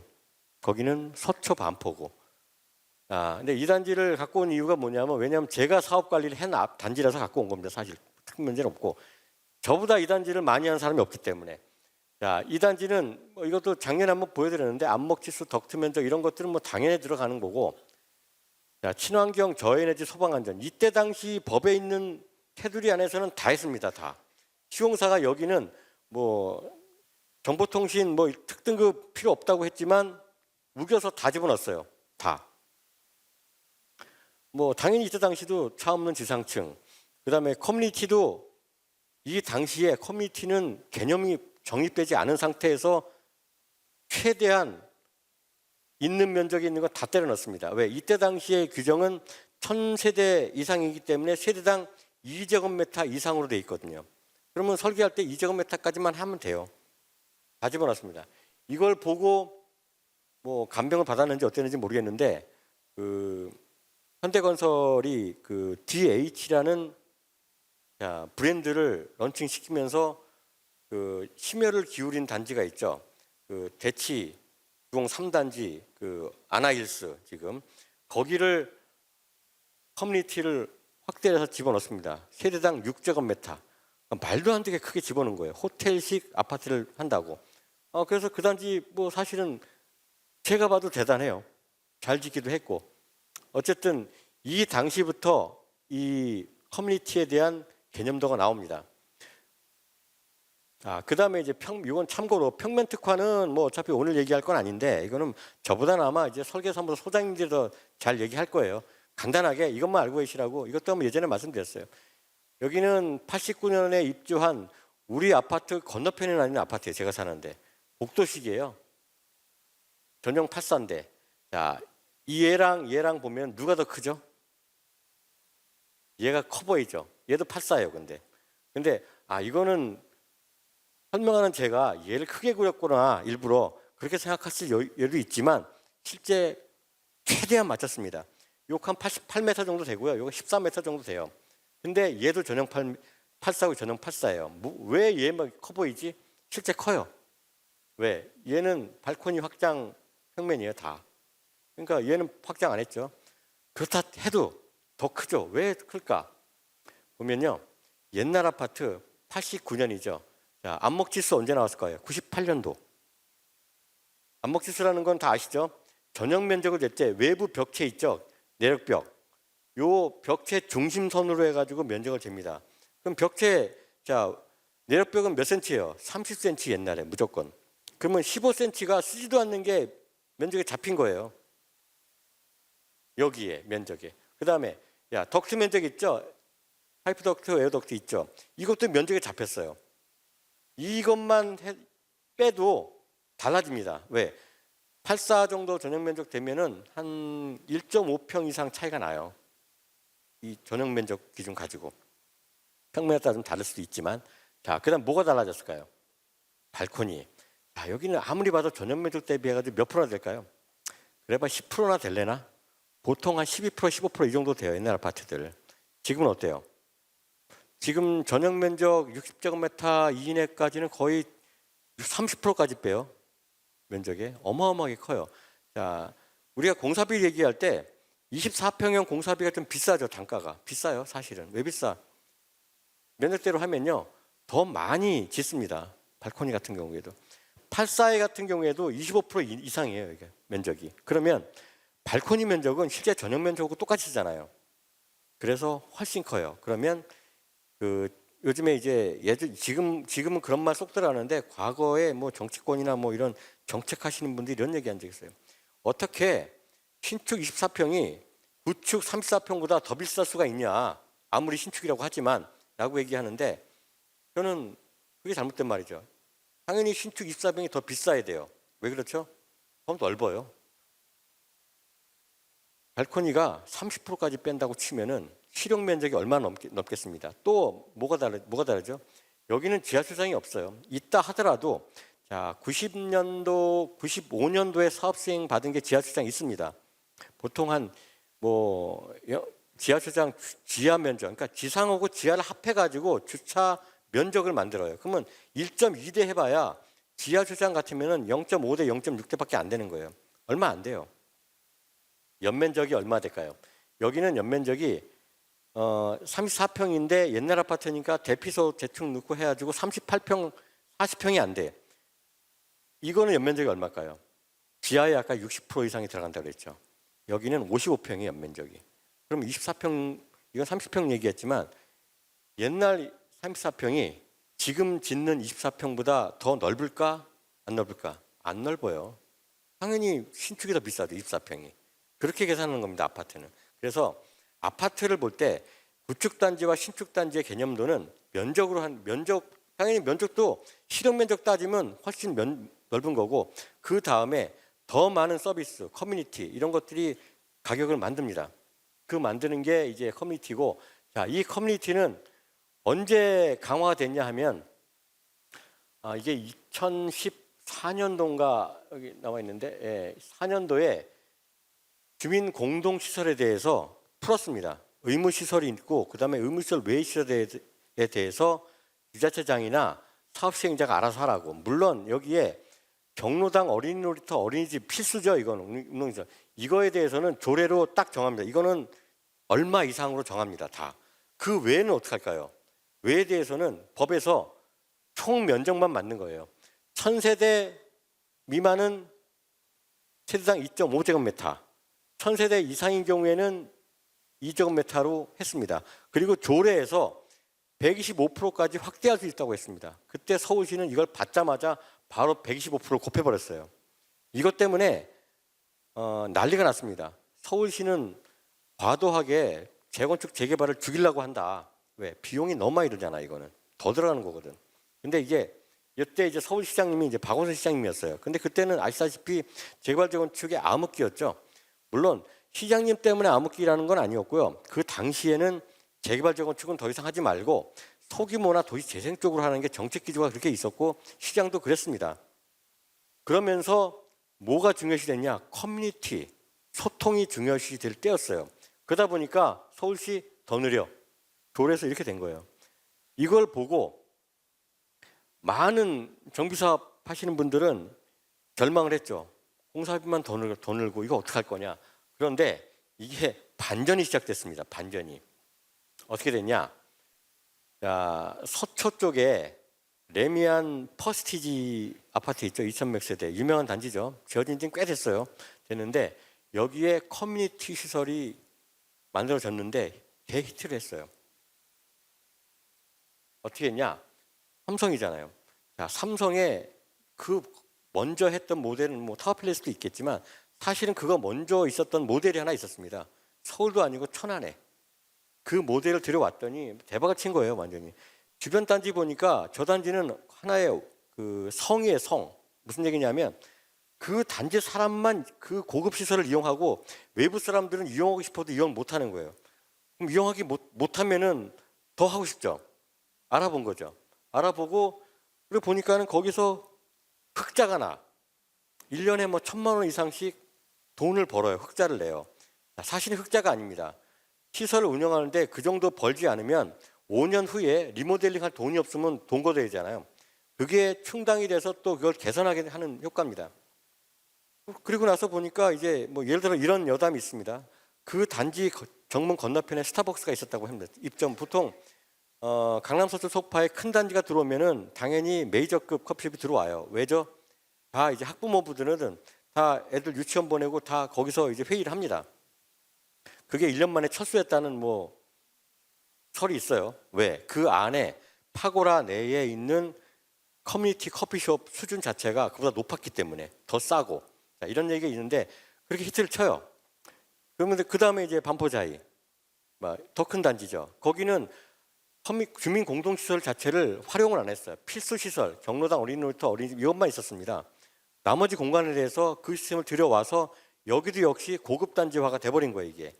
자, 이걸 본 아까 이 고덕동 이 단지에서 그거를 보고 있었습니다. 계속 보고 이제 조합 내부에서 회의를 했죠. 어떻게 할 거냐? 직접 가서 보겠다. 가보고 확인하고 그걸 스터디합니다. 뭐 저하고 조합장님하고 총무이사님하고 업체랑 계속 같이 했어요. 자, 그래서 이제 우리가 어떤 개념을 가져갔냐면, 자, 편의성, 단지 주민들이 이 단지를 사용하는데 이 단지 내에서 자, 소비를 하고 여가를 만끽하고 그 다음에 문화생활을 하고 이 단지 내에서 이루어진다면은 이만한 단지가 어디 있어요? 자, 이런 개념 가지고 편의성을 만들어냅니다. 그럼 뭐가 필요하냐? 당연히 우리는 운동시설은 원래 필요합니다. 뭐 GX, 실내 골프 이건 당연히 들어가는 거예요. 그런 단지에서. 자, 라운지 카페, 클럽하우스, 스튜디오, 악기 연습실, 게스트하우스, 수영장은 안 했어요. 이 수영장은 이거는 돈 잡아먹는 괴물이에요. 사우나, 북카페 이런 것들을 때려 넣습니다. 그리고 어떻게 이거를 계획은 했는데 어떻게 하지? 운영 전문가를 찾습니다. 운영 전문가 했더니 전혀 생각지도 못한 얘기를 해요. 시스템 어떻게 할 건데요? 전산 어떻게 할 거예요? 이런 얘기를 하는 거예요. 그러면서 하나씩 배워가지고 만들어냅니다. 그 다음에 또 중요한 게 처음에는 이거를 무상으로 이용하게 하고 관리비에서 거두면 되겠다고 생각했는데 정반대였던 거죠. 무조건 다 유료 서비스. 물론 필수. 경로당한테 돈 받으면 안 되죠. 자, 이런 건 필수 시설은 가는데 나머지 사우나, 북카페 다 돈 받는 시설이에요. 돈 받아요. 뭐 앉아서 쉬면 좋은데 사 먹으면 돈 내고 사 먹어야 돼, 주민들은. 자, 왜? 그래야 판 돈으로 시설을 유지 관리하고 인건비를 맞추고 재투자 비용을 충당을 합니다. 그리고 돈을 받아야지만이 안 받은 사람, 여기 이용 안 하는 사람 있잖아요. 그 사람 입장에서는 낼 사람 내고 자기 안 내고 안 쓰면 그만이잖아요. 그죠? 이게 필요한 거예요, 형평성. 자, 그걸 만들어 놓고 이제 이 계획을 만듭니다. 그래서 만약에 이 시설이 없으면 어떻게 될까요? 이렇게 활용을 안 하면. 이 시설은 경로당, 체육시설 몇 개만 해놓고 나머지는 유휴시설이 되죠. 공간이 있으면은 비용이 들어갑니다. 관리비. 관리비는 전체 투분양자가 다 내는 거예요. 근데 이걸 활성화하면서 돈 낼 사람 쓸 사람 저렴하게 쓰고 그러면서 불필요한 관리비 손실을 없애는 거죠. 이것도. 요게 그런 효과가 있죠. 자, 그래서 이런 효과들은 어디서 나왔냐면 요거는 전문 업체하고 스타디하면서 나온 거지. 이거보다 더 먼저 나왔을 수도 있어요, 개념은. 근데 제가 정리한 거는 이렇습니다. 충남의 천안 아산에 3,900세대짜리 아파트 단지가 있어요. 웬 천안 아산 탕정에 저렇게 대규모 단지가 왜 있을까요? 왜 있을까요? 그 위에 산단이 있거든요. 산단, 산업단지. 이 단지는 산업단지에 종사하는 근로자 사원 아파트로 지어진 겁니다. 여기. 사원 아파트를 하니까 사원 복지를 위해서 뭐 해야죠? 운동시설을 더 많이 집어넣어야죠. 그러다 보니까 여기는 수영장도 들어가고 뭐 사우나가 기본적으로 다 들어갑니다. 그 다음에 여기는 자 근로자들 가족이 살아. 그럼 가족이 천안 탕정이면 어디서 문화생활 하려면은 천안 시내까지 나와야 돼. 안 되잖아요. 이 안에 문화센터를 집어넣습니다. 각종 공연, 강연, 그 다음에 애들을 위해서 북카페부터 이런 걸 다 때려 넣습니다. 왜? 복지를 위해서. 이게 여기서 시작이었어요. 그랬더니 만족도가 엄청 높고 이 단지가 나중에 또 분양전을 합니다. 분양전환 사원 아파트에서 사원한테한테 분양을 한 거예요. 자, 이제는 사원 아파트라고 할 수도 없고 그냥 일반 아파트예요. 그랬더니 이 시설들 때문에 어마어마한 인기가 있습니다. 실제 옛날에 이 단지에 그 커뮤니티 이용도를 보면 우리가 이제 백화점 문화센터 가면은 뭐 예를 들어 지금 6월이면 7월 달 계획표가 있죠. 누가 강연을 할 것이고 뭐 여기는 꽃꽂이 강의가 있고 뭐 이런 거 있죠. 이게 다 들어 있는 겁니다. 그러니까 이 단지가 굉장히 인기가 높아진 단지가 됐고, 자 그래서 이걸 만듭니다. 그래서 아까 퍼스티지 있죠. 레미안 퍼스티지가 이걸 들여온 겁니다. 어차피 여기에 버려지는 공간이라면 쓰겠다. 어떻게 히트한 여기대로. 물론 입주는 비슷해요. 근데 얘는 그 전부터 이거를 실행한 게 있고 여기 입주 후에 이걸 집어넣습니다. 그러면 커뮤니티 공간 이미 지어진 거예요. 자, 설치비를 더 넣고 하는데 처음부터 설치비 공간만 있다 그러면 설치비는 업체 들어오면서 설치하라고 하면 돼요. 그러면 이제 이익률은 좀 낮아지겠지만 어쨌든 합니다. 해놓고 자 일부는 뭐 특별한 서비스는 여기가 지금 돈 많으신 분이 많다 그러면 원베일리처럼 고급 식당도 만들 수 있죠. 조식 그 정도까지는 안 만들었지만 만듭니다. 만들고 아까 말씀드린 고덕동 3,600세대짜리 아까 제가 관리하던 사업장 여기에 이걸 벤치마킹해서 집어넣습니다. 그러면서 여러 가지를 고민을 많이 했어요. 전산을 새로 짜야 되는 거고 우리가 RF 카드 있죠. 자 이거를 우리가 지금 원벨리 같으면은 얼굴 인식과 뭐 이걸로 합니다. 근데 기본적으로 RF 카드 우리가 목걸이 이렇게 삑 하면 문 열리고 자 이걸로 밥도 먹고 다 하죠. 우리 회사에서는 그걸로 합니다. 그걸 여기서 만들고 전문업체 선정하고 자 여기서 이제 그다음에 하다 보면 그냥 여기에 헬스, 여기에 GX 이런다고 되는 게 아니거든요. 그리고 설계사무소에서 한 걸 가지고 이 전문업체와 이 CM 업체가 딱 보더니 깜짝 놀란 거예요. 이러면 안 된다고. 다 설계 변경 다 합니다. 어떻게? GX룸에서 헬스장을 통과해서 출입문이 있다 그러면 이건 큰 문제거든요. 여기 에어로빅 하시는 분들이 있는데 헬스를 다닌다? 이거 어려운 문제거든요. 그래서 그런 동선부터 해가지고 다 이걸 뒤집어 놓습니다. 그런 과정을 거쳐서 완성을 합니다. 여기서. 여기는 또 이게 탄력을 받아서 어디까지 했냐면 여기 이제 구릉지거든요. 구릉이다 보니까 이제 썬큰이 존재해요. 썬큰이 커뮤니티하고 썬큰 그 사이 공간이 있기 때문에 커뮤니티에서 바라보면 헬스에서 바라보면 벽이 보입니다. 그 벽을 뭘로 했냐면 인공 암벽을 만들었습니다. 한 3억 원 들어서. 근데 그럴 만한 가치가 있는 게 폭이 35m, 높이가 13m가 됐거든요. 그러니까 선수권 대회는 못 열어도 중급까지는 갈 수 있는 걸 만들어 버립니다. 단지 내에서 3,600사 있으니까. 초반엔 인기는 없는데 점차 한 사람이 생기죠. 그 다음에 이걸 본 현대건설에서 아나힐스 여기서 아예 그냥 커뮤니티를 확장을 합니다. 그래서 커뮤니티로 유명합니다. 여기가 아나힐스. 그래서 커뮤니티에서 좀 공부하고 싶다 그러면은 지금이야 당연히 원베일리를 가지겠죠. 가는데 개포 쪽에 아나힐스도 한번 가볼 가치가 있다. 얼마나 더 많이 만들었는지.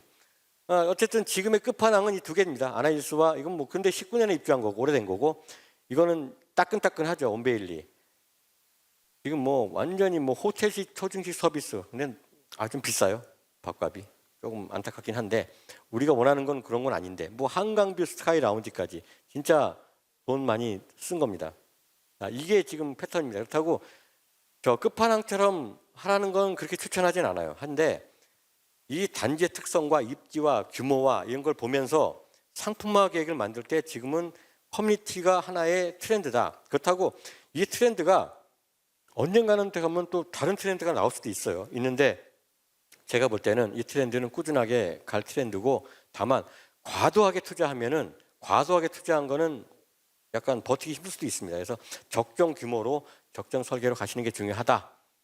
그래서 설치 계획 쪽에서는 단지 규모 그리고 서비스 시설 뭘 할 거냐 설비 전기 이미 시설이 많이 들어오잖아요. 그럼 전기 용량부터 고민해야 되고 설비 용량 사우나가 들어오잖아요. 사우나 이용객 뭐 얼마나 하겠어? 아닙니다. 아까 3,600세대짜리 저희 신규 있잖아요. 초반에 1년 동안 하루 이용객이 2,000명이었어요. 그러면 사우나물을 매일 가지는 못해요. 근데 이틀이나 3일 가는 주수가 있습니다. 그러면 그 물을 가는데 일반 설비 용량을 갖다 놓잖아요. 그러면 밤 12시부터 왜냐하면 끝나고 청소하고 가잖아요. 12시부터 아침에 이걸 다 못 채울 수가 있어요. 설비 용량. 수영장은 더 합니다. 수영장은 웬만하면은 추천 안 하는 게 그건 돈 잡아먹는 괴물이에요. 수영장. 그 물 관리부터 해가지고 어마어마합니다. 그래서 기존에 수영장 있는 데는 그만큼 자신이 있는 거죠. 재력에. 근데 뭐 저는 계획을 일부러 안 했어요. 그래서 아까 고덕동 강동구 같은 경우에. 그다음에 리모델링 용이성. 기본적으로 아무리 좋은 설비라 하더라도 5년 지나면 보수를 해야 돼요. 5년까지는 뭐 잘 가죠. 리모델링 할 수도 있고요. 그러려면 뭐가 필요하죠? 돈이 필요해요. 돈을 주민한테 거두면 안 됩니다. 지금 잠실주공 같은 경우에는 커뮤니티가 없었잖아요. 그냥 기본 필수 시설만 있었거든요. 근데 지금은 그 조그만 걸 확대하는 것 쪽으로 주민 동의를 받고 돈을 좀 일부 작출하면서 만들어냅니다. 그리고 아까 그 반포자이도 지금 신규 리모델링 가거든요. 근데 원래대로 하면 이 안에서 더 그 돈이 나와야 돼요. 그래서 이용료를 책정할 때 당연히 외부에서 이용하는 것보다 훨씬 낮아야 돼요. 그렇다고 너무 낮으면은 손실이 나죠. 손실을 아니고 이익을 내야 됩니다. 그래서 이 리모델 용이성까지 같이 연계되고 운영관리에서는 뭐 관리 효율, 전문성. 자, 지금 관리회사는 뭐 경쟁이 치열하죠. 뭐 제일 큰 데가 우리 관리가 제일 크죠. 우리 관리도 다 이거 시스템을 만들어내고 다 합니다, 다.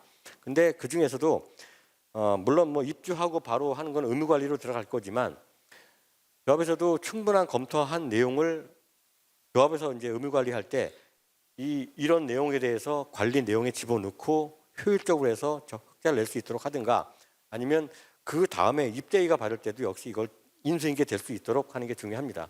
전산 관리 필요하면 저도 몰랐어요, 이거. 지금은 지문, 얼굴 인식 뭐 이런 것도 합니다. 경제성 말씀드렸죠. 연간 매출 얼만큼의 이익률을 가져갈 거냐 이것도 반드시 필요하고 인근단지 공개 여부. 지금 이제 원베리 같으면은 아예 서울시에서 커뮤니티를 인근단지 개방형으로 만들려고 만들어 놨습니다. 근데 이제 쉽지는 않을 거예요. 단지 주민들 입장도 여러 가지 반대 입장이 많아서 지금 공동 그 관리규약상에서는 주민 과반 동의가 2분의 1 동의가 있으면 외부 공개도 가능하다고 합니다. 근데 그거는 하는 데는 없더라고요, 아직은. 지금 이제 원베리나 이쪽에 어떻게 공개를 어떻게 할까도 궁금하긴 하죠. 어쨌든 중요한 게 사업계획 수립 전에 전문업체 컨설팅을 한번 받으시는 걸 추천드립니다. 이거는 정비사업 전문 업체도 아니고 관리업체 중에서 이런 업체가 있고 아니면 CM 업체가 있다 그러면 CM 업체하고 검토를 해봐라 얘기할 수 있습니다. 참고로 어떤 시설 들어가냐 하면요. 뭐 회의실은 이건 의무시설입니다. 동호회 취미실 이것도 집어넣을 수 있고요. 뭐 각종 공간만 있으면 다 들어가죠. 멀티미디어, 뭐 DVD, 영화 촬영부터 해가지고 상영, 촬영 뭐 다 합니다. 연회장은 뭐 기본시설이고 노래방도 요즘에 다 넣더라고요. PC방 넣고요. 그러니까 자녀들이 밖에 나가서 PC방 가지 말라는 거죠. 왜? 내 관리될 수 있는 테두리 안에서. 독서실 당연히 들어가고 코인 세탁은 뭐 이건 뭐 요즘 기본입니다. 문고, 보이시설, 노인정 뭐 이런 기본 시설들이 다 들어갑니다. 이거 말고도 훨씬 많아요. 뭐 게스트하우스부터 해가지고 악기 연습실부터 해서 어마어마하게 많은 게 들어갑니다. 헬스, 당연히 GX, 사우나, 수영, 스쿼시, 탁구, 독서실, 뭐 요즘엔 실내 농구도 들어가죠. TV 한번 나왔습니다. 실내 배드민턴, 게스트하우스, 스튜디오, 라운지 카페 이렇게 집어넣는 게 이제 유행이고 이게 이제 규모가 있는 단지는 이런 걸 다 집어넣고 없는 단지는 없는 단지대로 필수 시설과 진짜 필요한 시설. 왜냐하면 규모가 작은 단지에서 이걸 많이 늘리면은 수익률이 떨어질 수 있어요. 그렇기 때문에 이거는 규모에 따라서 고민을 많이 하셔야 됩니다. 자, 공간계획 사례는 뭐 요거는 아까 고덕동 사례고요. 뭐 예를 들어서 뭐 시니어 클럽, 스튜디오, 실내 골프장 있고 뭐 라운지 있고 뭐 놀이터 있고 독서실 뭐 이렇게 구성을 하는 거고. 요건 중종 예정. 아직은 준공이 안 된 거구나. 예. 그다음에 요것도 역시 반포권에 이거는 뭐 여기 지하 2층, 지하 3층. 자, 지하 면적이 왜 많이 필요한지 아시죠? 커뮤니티도 지하에 들어가니까 지상에 올려서 용적률 까먹을 필요는 없잖아요. 참고로 여기 보면 수영장이 있죠. 이게 아마 원베일리 겁니다. 아마 원베일리. 수영장 있고 사우나 있고 뭐 여기 쭉쭉 뭐 탈이 있고 뭐 이런 것도 있고 또 하나 이제 뭐 여담이지만 이렇게 많이 만들잖아요. 공간을 많이 만들면서 이제 또 요즘 트렌드가 그런 것도 있어요. 자, 우리 그 옛날 아파트 보면은 거기에 보면 일하시는 분 많죠. 청소하시는 미화원분들 있고 뭐 여러 기사분들 있고 많이 있죠. 자, 그분들은 옷을 어디서 갈아입고 어디서 쉴까 궁금하셨. 단지에 살면서 생각해 보시지 않죠. 물론 뭐 이제 관리 주체 되시면 아시겠지만 거의 다 뭐 골방에 이런 데가 있습니다. 근데 이 커뮤니티가 완성되면서 어차피 직원들, 왜냐하면 관리실 직원들이 옷 갈아입고 쉼터라든가 이런 직원들이 또 만들어집니다. 근데 그 얘기를 예전에 아까 이제 고덕동 그 3,600세짜리 설계를 하면서 저도 몰랐고 그때는 설계사무소 회의하는데 그런 얘기를 했습니다. 여기 일하시는 분은 어디서 쉬지? 했더니 그게 설계가 안 된 거예요. 근데 원래 설계가 안 되냐? 했더니 그렇게 설계하는 분이 별로 없어요, 옛날에. 그러니까 관리소부 만들 때 조그맣게 귀퉁이나 칸막이를 만들어 놓았던 거죠. 아주 그때 이제 조합장님이 그때 화를 무지 내시면서 이게 말이 되냐? 우리가 명품 아파트를 만드는데 거기다 대고 일하는 사람 휴게 공간이 없는 게 명품 아파트냐? 당장 설계 변경하라고 해가지고 만든 적이 있어요. 그러니까 지금은 그런 식으로 이 단지의 품격 이런 게 높아지는 중에 하나가 관리실 커뮤니티실, 주민 공간부터 이런 것들이 같이 조화되면서 만들어집니다. 이거는 마지막으로 이제 운영 사례인데 안 보이시죠? 보실 필요 없어요. 그냥 문화센터 이게 한 개 단지에 5월 문화 광자, 5월 스포츠 광자, 5월 강좌 이런 식으로 주민들한테 안내되는 리플릿입니다. 이렇게 많은 게 뭐 보면은 뭐 꽃꽂이부터 해가지고 모든 광고 있으면 이걸 다 주민들이 신청을 합니다. 내부로. 그러니까 이 커뮤니티가 얼마나 발전했고, 자 어떻게 운영되고 있는지를 이제 이걸 보시면은 아 백화점에 문화센터가 하나 들어오는구나라고 생각하시면 되고, 그러면은 뭐 굳이 이제 어르신들 뭐 구청에서 하는 센터를 갈 필요 없고 이 안에서 다 해결할 수 있는 거죠. 정리하면요. 자, 신축 단지를 계획할 때 단지 배치, 조경, 평면, 마감, 시스템 뭐 이런 친환경 쪽으로 많이 고민하시고 커뮤니티 이런 것들이 고민 대상이 된다. 그다음에 입주 단지 가치 차별화하는 핵심 요소다 이런 것들이. 그리고 당연한 것들은 뭐 평면 당연하고 조경 당연한 거지만 지금의 트렌드 커뮤니티에 대해서 단순하게 시공사가 얘기하는 커뮤니티가 아니라 좀 더 집행부에서 공부하셔서 사례도 한번 방문해 보시고 그다음에 우리는 어느 정도 레벨이나 급수하고 그 개념을 가져갈 것인지를 고민할 필요가 있다. 그렇게 보시면 되고, 예를 들어서 이거는 조합을 시행하든가 지정개발자가 시행한다 하더라도 토지 소유자나 소유자들이 한 번씩은 의견 개진할 사항입니다. 커뮤니티가 이제 트렌드다 하면은 문화, 여가, 오타입니다. 소비 패턴이 같이 있는 겁니다. 단지 내에. 그리고 앞으로는 이제 서비스 경쟁력도 중요하고, 왜 얼마나 많은 서비스를 할 거냐 주민들한테. 그리고 수익성 이게 같이 들어가야 됩니다. 서비스만 주라고 생각하면은 적자 나면은 이거 오래 못 합니다. 이거를. 그래서 지속 가능하게 만드는 게 관리 수익성이 필요하다. 이런 거 하고 나머지 읽어보시면 될 것 같고요. 지금 이제 40분인데 뭐 궁금한 거 있으시면 질문하시기 바랍니다. 강의는 여기까지고요.